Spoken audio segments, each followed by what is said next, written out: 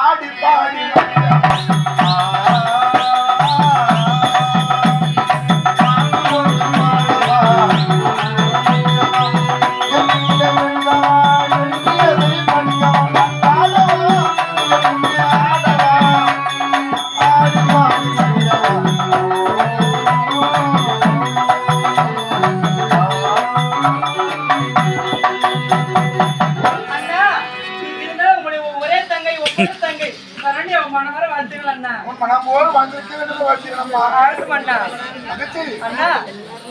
காக்கைக்கு தன் குஞ்சியும் பொன் குஞ்சியும் சொல்வல்லவா? அப்படியே அண்ணா. அதுபோல் எனக்கு ஒரே தங்கை ஒப்பந்த தங்கையாகத்தான் பிறந்தாய்.